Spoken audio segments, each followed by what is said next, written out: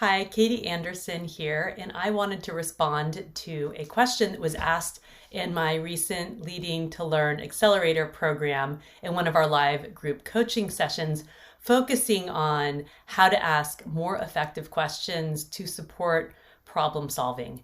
And in some of the questions, I was responding about how I like to ask questions and some of the pattern of thinking that is always going through my head when I'm thinking about how to ask a question to help somebody solve a problem.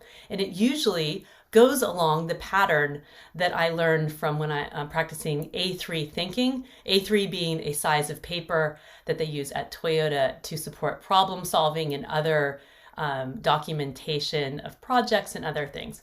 But from a problem solving context, it follows this following flow. And I put this out here and I'll talk about the different questions that happen in my head. And there are many more questions you can ask in all of these elements, but this is the flow of thinking that happens for me. So in this card, you can see it's like an A3. It's divided into a left side and a right side. And the left side is really talking about really understanding what is the problem you're trying to solve. And then the right side goes into more of the experimentation and closing the gap. And so questions that I like to start off with are around the background, like what is the context for this problem? Why is it important? What led you to be addressing this? How does this fit into priorities? Then understanding the current condition. What's actually happening here? How are you going to see? What are you learning? How can you describe that in words and pictures? Really what's happening. Then what's the target? What should be happening? What's the goal, what we need to accomplish? What is the outcome we need to be achieving? What is the actual target? And then we can define the problem. And remember the simple equation around problems, and I've learned this a long time ago. It's a mantra that one of the leaders I worked with would always say when he would go see and help support problem solving. What's the target? What's actually happening? What's the gap? That's the problem. And then he'd say, please explain. What are you thinking is causing the problem? How are you solving it? So this continues to talk through then this flow here. So once we've defined what the problem is in a quantifiable, measurable way, then we can move into what are the causes for the problem? How are you learning and understanding what's actually causing the problem and getting into the root cause? And this might be where we start asking more of the why questions. Then when we really understand some of the causes, and maybe we haven't gotten to root cause yet, but we understand what our problem is and some of the causes, then we can start moving into countermeasures, or these are potential solutions to close the gap between what's currently happening and what should be happening. And so then you can list out the different ideas and creative ideas and things that you're going to try as countermeasures to close that gap.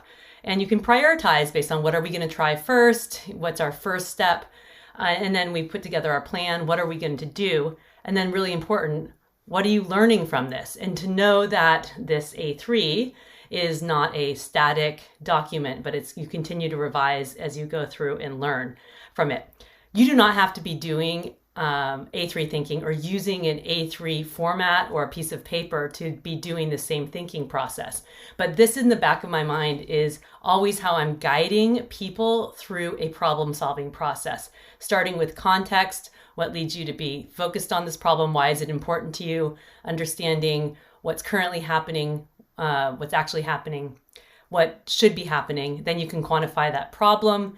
Then you can start doing some root cause analysis and start coming up with some creative solutions. And there may be some things you already know that you can take action on that are just do it. Well, don't hold yourself back on doing that. But this is the problem solving process for framing your thinking. So it's correlated to this simple problem equation that you can use for any problem, and then how this correlates with problem-solving thinking using either an A3 format or just the structured thinking for problem solving. So hope that helps you, and then you can dive into other questions around there. So some other questions I find that are really helpful too are, what do you know and how do you know it? And then what do you need to learn and what do you need to know and how will you learn it? So a lot of different things, but again, just go through this problem-solving process and ask questions to help somebody else think more deeply about the problem he or she has ownership for. So I hope this helps you, and please reach out with any questions. kbjanderson.com if you don't know.